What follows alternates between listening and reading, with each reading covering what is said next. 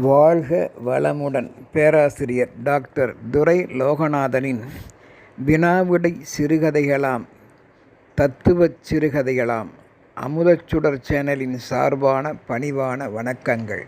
என் கதைக்கரு வெளிவர ஊடகமாய் திகழும் யூடியூப் நிறுவனத்தார்க்கும், என் கதை வெளிவர நாளுக்கு நாள் ஊக்கமளிக்கும் பேராதரவு அளிக்கும் ரசிகப் பெருமக்களுக்கும் என் வணக்கங்கள். என் கதைக்கரு ஒரு வகையில் கற்பனை சூழலில் எழுந்தவை என்றாலும் ஓர் உண்மையை உணர்த்தவே. வாருங்கள், இன்றைய சிந்தனைக் கருவாம் மனசாட்சியே சொல்லட்டும் என்னும் சிந்தனைக்குரிய கதை. மழவராயன் பட்டினத்தில் பலரால் புகழப்படும் புகழேந்தி என்னும் இளைஞன் ஊர் மெச்சிட தனது செய்கையாய் வாழ்ந்து வந்தான். இவனது வெற்றி வாய்ப்பு கண்டு அவனது குடும்பத்தாரும் ஊரினரும் பிரமித்து போயினர். எதை எப்படி கையாள வேண்டுமென்ற சாதுர்த்தியம் இளமையிலேயே இவனிடம் கைவந்த கலையாயிற்று. எதையும் யோசித்து முடிவெடுப்பதில் தனக்கே முன்னுரிமை அளித்திடுவான். தன் மனம் போன போக்கில் அவ்வாறு நடந்து வெற்றி கோப்பைகளை குவித்து விடுவான். தன்னை பற்றியே எப்பொழுதும் பலர் பேச வேண்டும், சிந்திக்க வேண்டும் என்றும் எண்ணுவான். அதற்காக எதையும் செய்பவனாகிவிட்டான். நேர்வழி, குறுக்கு வழி, எல்லா வழிகளையும் அறிந்து வைத்திருந்தவன் மன வழிகளை பற்றி கவலைப்பட மாட்டான். சில நேரங்களில் கல்லூரிக்கு செல்லாமலும் எதிலும் ஈடுபடாமலும் யோசித்து கொண்டே வீட்டில் ஓய்வெடுப்பான். அப்பொழுது அவனது தந்தை மகேந்திரன் மற்றும் தாய் மகேஸ்வரி ஆகிய இருவரும், என்னப்பா புகழேந்தி, இன்று அசையாமல் கல்லு மாதிரி உட்கார்ந்துக்கிட்ட, கல்லூரிக்கும் போகலையா? என்ன யோசனை உனக்கு தெரியாதா? இன்று ஊரில் பெரிய விழாவிற்கு ஏற்பாடு செய்திருக்கிறார்கள் என்று. உயர் அதிகாரிகள், அமைச்சர்கள் எல்லாம் வரப்போகின்றார்களே. பல வகையான விளையாட்டுப் போட்டிகள் எல்லாம் 3 நாட்களுக்கு மேல் நடைபெறுமாமே. பரிசு தொகைகளும் ஏராளம் என்று சொல்லுகிறார்கள். பல ஊர்களிலிருந்தும் போட்டிகளில் கலந்து கொள்ள பலர் திறமையான வீரர்கள் வேறு எல்லாம் இங்கு வந்து குவிய இருக்கின்றார்கள் என்றிட, புகழேந்தியோ அதற்கு என்ன இப்போ? நான் என்ன பயந்து கொண்டா முடங்கி கிடக்கின்றேன்? தெரியாமலா வீட்டில் உள்ளேன்? எல்லாம் எனக்கு தெரியும். அது பற்றித்தான் தீவிரமாக நான் தற்போது யோசித்து கொண்டு உள்ளேன். போட்டிகளில் பங்கு பெற வருபவர்கள் பற்றி கேள்விப்பட்டும் உள்ளேன். மிகவும் திறமையானவர்கள், பலசாலிகள்.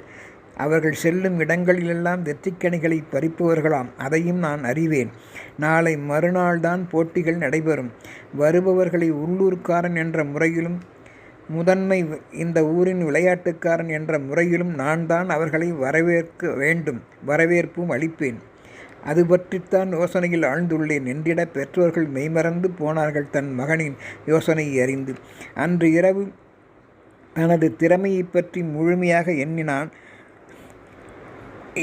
அந்த புகழேந்தி. வருபவர்களும் சளைத்தவர்களல்ல என்பது தெரியும்.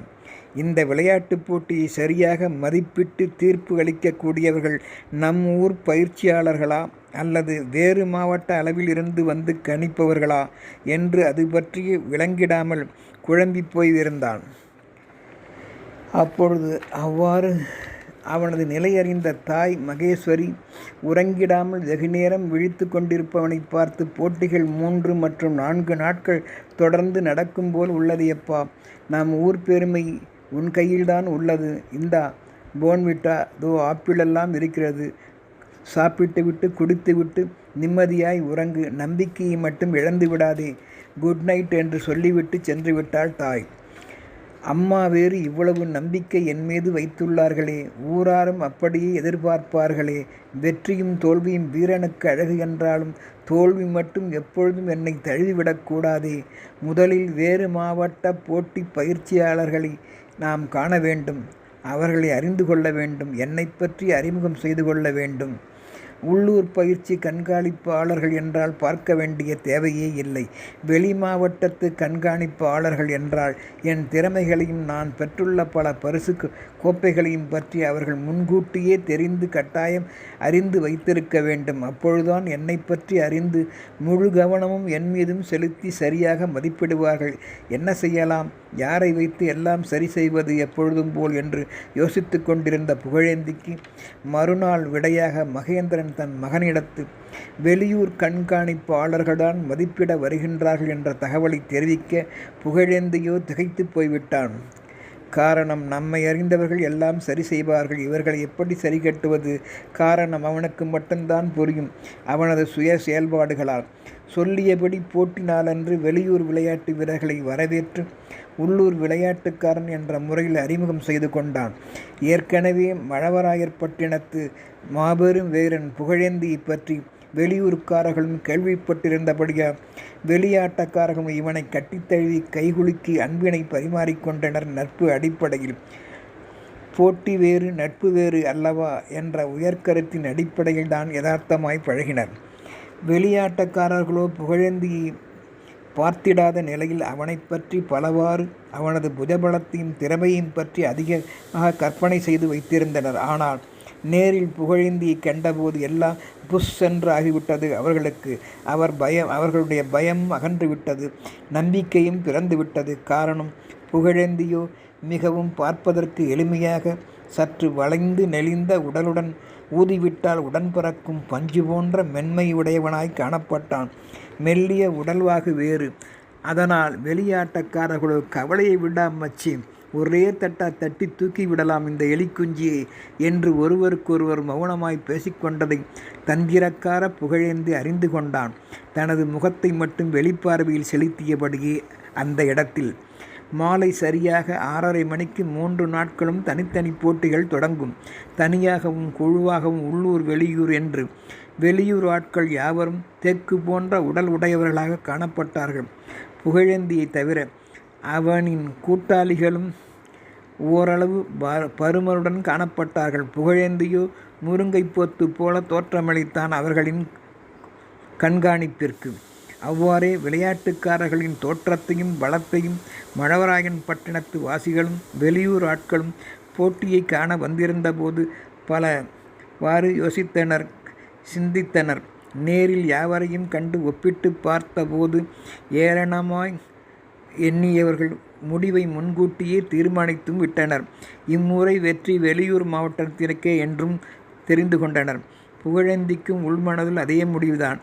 தெரியாமல் இல்லை. இருந்தாலும் ரோசம் சூழ்ச்சி காரணமாக அவன் தனக்கே வெற்றி என்று இருமாந்திருந்தான்.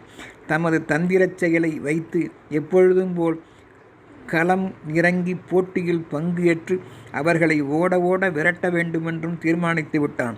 தம் குழுவினரிடமும் கலந்து பேசிவிட்டான். அதற்கான முயற்சியில் ஈடுபடவும் எப்பொழுதும் போல் நம்பிக்கை கொண்டனர். களத்திலும் இறங்கிவிட்டனர். புதிய வெளியூர் பயிற்சி கண்காணிப்பாளர்களையும் வணங்கி அறிமுகம் செய்து கொண்டனர். வழக்கப்படியான மரியாதை நிமித்தமாக.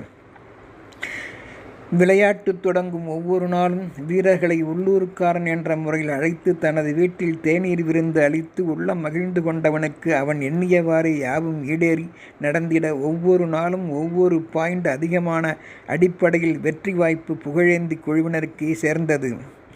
ஊர் மக்கள் யாவரும் புகழேந்தியின் திறமையை பாராட்டி மகிழ்ந்தனர். வெளிப்பார்வைக்கு பழகுவதில், குணத்தில், மரியாதை செலுத்துவதில், அடக்கத்தில் புகழேந்தியை மிஞ்சிட அப்படிப்பட்ட ஒரு நடிகனை எவனும் பார்த்துக்க முடியாது. ஜெயிக்க பிறந்தவனே நம் உள் வீரன், மாவீரன் புகழேந்தி என்றும் சிலர் எண்ணினர். அதனால் பலரும் மகிழ்ந்தனர். திரில் தோல்விக்கு பின்பு வெளியூர் ஆட்டக்காரர்களோ உருவத்தையும் தோற்றத்தையும் வைத்து கொண்டு எவரையும் ஏளனமாக எடை போட்டுவிடக்கூடாது, சாமானியமானவர்கள் என்றும் கருதக்கூடாது என்று எண்ணினர். புகழேந்தியோ யாழ் போன்று வளைந்து நெளிந்து காணப்பட்டானே, நாங்களோ வளைந்திடாத உறுதி கொண்ட அம்பினைப் போல இருந்தோமே, கம்பீரமாய் நிமிர்ந்து நின்றோமே, அலட்சியம் கவிழ்த்து விட்டதே, அலட்சிய தங்களது மெத்தன போக்கால் தீங்கு ஏற்பட்டு விட்டதே, விடுபட்ட அம்பின் செயலில் போல. ஆனால் புகழேந்தியோ வெளிவரும் யாழின் இசை ஓசை போல வெளி உலகிற்கு வெற்றியை காட்டி மகிழ்வித்து விட்டானே என்று எண்ணி அவனை பாராட்டி தங்கள் ஊருக்கும் அவனை நட்பினர் முறையில் அழைத்து மறவாமல் வரவேண்டுமென்று கூறி விடைபெற்று சென்றனர். சூதுவாது அறியாத நெஞ்சத்தினராய் உண்மையான அந்த விளையாட்டு வீரர்கள். பின்பு இவன் கண்ணெதிரிலும் காதுபடவும் அங்கு குழுமியிருந்து வெளியூர் செல்ல விரும்புவோர் புகழேந்தியின் புகழைக் கண்டு பாராட்டினாலும் சிலர் ஒரு முறை கூடவா இந்த புகழேந்தி தோற்காமல் இருப்பான், ஏதோ சூதுவாது செய்கின்றான் ஐயா என தங்கள் மனதுக்குள் எண்ணவும் தொடங்கினர், திட்டவும் செய்தனர். சந்தேகித்துச் செல்வதை கண்டவன் புகழேந்தி திடுக்கிட்டு போனான். முதல் முறையாக அதிர்ந்து போனான் என்றே சொல்ல வேண்டும். தனக்கு நல்லவன் என்ற பெயரும் கெட்டவன் என்ற பெயரும் சேர்ந்தே தற்பொழுது மட்டும் வந்து சேர்கின்றதே என்றும் சிந்திக்க முற்பட்டான். பல நாள் திருடன் ஒரு நாள் அகப்படுவான் என்ற கருத்தினையும் தான் உள்வாங்கியவாறு என்னதான் வெற்றி வகை சூடினாலும் அவனது மனம் படும் பாடு ஒரு நிலையில் இல்லை. சந்தேகித்தவர்களின் பேச்சை முதல் முறையாக கேட்டுவிட்டான். இப்படியும் ஒரு பிழைப்பா இவனுக்கு என்றும் தனக்குத்தானே மனசாட்சியுடன் கேட்டும் கொண்டான். ஒருவன் யாரிடமிருந்து தப்பித்து விடலாம், ஆனால் மனசாட்சியிடம் என்று யோசனையில் மீண்டும் ஆழ்ந்துவிட்டான். படுத்து இருந்தவன் மேல் அலமாரியில் அடுக்கப்பட்டிருந்த தனது பளபளக்கும் பழைய புதிய வெற்றி கோப்பைகளையும் கண்டு நெஞ்சம் படபடக்கவும் ஆரம்பித்தான். ஆம், அது அவனது. அவை யாவும் இவனை பார்த்து ஏளனமாய் முதல் முறையாக சிரிப்பது போல் இருந்தது இவன் பார்வைக்கு. செய்வது அறியாது அன்று தவித்தான். அவன் முன்பு தான் வெற்றியை அடைய எதையெல்லாம் சூழ்ச்சியில் செய்தோமோ, வெற்றிக்கணியை தந்திரமாய் தட்டி பறித்தோமோ, தன் சுயநலத்துக்காக சரிகட்டக்கூடியதை சரிகட்டினமோ என்று அதையெல்லாம் தனது செல்வத்தால் சரி செய்ததை பற்றியும் நினைவு கூர்ந்தான். ஆனால் தற்போது புதிய வழியில் வேறு வகையில் சிந்தனையும் ஆழ்ந்தான். வெளி மாவட்டத்தவரையும் கண்டிப்பாய் தோற்கடிக்க நம்பிக்கை துரோகம் செய்தோமே என்றும் மனம் வருந்தினான். அந்த தூய நட்பிற்கு பிழை காண வைத்துவிட்டோமே என்றும் எண்ணினான். இவன் மனம் படாதபாடு படுத்திற்று. ஒவ்வொரு நாளும் விளையாட்டு தொடங்குவதற்கு முன்பாக தனது வீட்டிற்கு வந்திருந்த அந்த வெளியூருக்காரர்களிடம் மயக்க மருந்தை டீயிலும் பாலிலும் பிற பானங்களிலும் வழக்கம்போல் அல்லாது தற்பொழுது இவர்களை பலம் வாய்ந்தவர்களை வீழ்த்த அதிகமாகவும் சிறிது கலந்து அவர்களை தன்னிலை இழக்கச் செய்தது அவன் நினைவுக்கு வந்தது. பலத்தை குறைத்து சூதாட்டத்தால் வெற்றியை எட்டிப்போனமே என்றும் செயலில் எண்ணி வருந்தினான். இச்செயல் இன்று இவனுக்கு பலரின் கூற்றால் எட்டிக்காயினும் கசப்பானதே என்றும் தற்போது சுயமாய் உணர்ந்து கொண்டான்.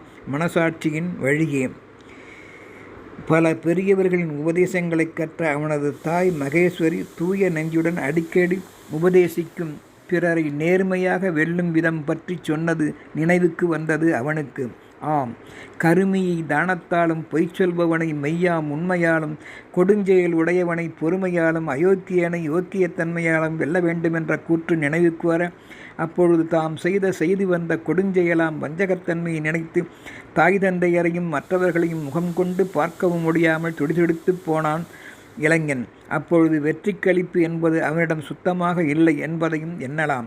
காரணம், குற்றமுள்ள மனம் குறுகுறுத்து நிம்மதியை இழந்து விட்டதல்லவா. அவ்வாறே ஒருமுறை தந்தை மகேந்திரன் கூறிய தவறு செய்தால், அதுவும் தெரிந்தே செய்தால், ஒரு நாள் உண்மை தெரிய வர சுவரில் அடித்த பந்து திரும்பி நம்மிடமே வருவது போல பிறருக்கு தீங்கு செய்வதால் அந்த தீங்கு செய்தவனையே தவறாது ஒருமுறை கண்டிப்பாய் வந்து சேரும் என்றதும் நினைவுக்கு வந்தது புகழேந்திக்கு. மேலும் கல்லூரியில் அவனது பேராசிரியர் அமுதவாக்காக முன் கூறிய கூற்றும் நினைவுக்கு வந்தது. என்ன அது? அறிவுள்ளவனை பணிவாலும் வலிமை உள்ளவனை பேதத்தாலும் காரியகாரனை தானத்தாலும் சமமானவனை தண்டத்தாலும் ஜெயிக்க வேண்டும் நேர்வழியில் என்ற கூற்று நினைவுக்கு வந்தது. அதனை எண்ணி வெட்கி தலைகுனிந்தான். அன்று முதல் வெற்றியையும் தோல்வியையும் சமமாகவே கருதினான். தோல்விக்கான காரணத்தை அறிந்து நேர்வழியில் சரி செய்ய எண்ணினான். முறைகேட்டில் ஈடுபடாது வாழவும் கற்றுக்கொண்டான். அடுத்து முறைப்படி நல்லவிதமாக முதலாக கண்ட அவன் வாழ்வில் ஒரு ஒளி பிறந்தது. அந்த வெற்றியே பேரானந்தத்தை கொடுத்தது. மனதிற்கு பெரும் நிம்மதியை அளித்தது. முன்பு தவறு செய்து பெற்ற வெற்றி அவனை தண்டித்தது. நேர்மையில் கிடைத்த வெற்றி அவனை வாழ்த்தியது. எனவே கதை வழி யாவரும் அறிய வேண்டியது மூத்தோர் அறிவுரைகளாம். உனக்கு நல்லவன் என்ற பெயரும் கெட்டவன் என்ற பெயரும் யாருக்கு வேண்டுமானாலும் தரலாம், பெறலாம். வெற்றியும் தோல்வியும் அவ்வாறே. ஆனால் நீ நல்லவன் என்ற பெயரை மட்டும் நின் மனசாட்சியை உனக்கு தரணும். அதுவே உண்மையின் சிறப்பு என்பதை அறிந்து வாழ்வோம். வாழ்க வளமுடன்.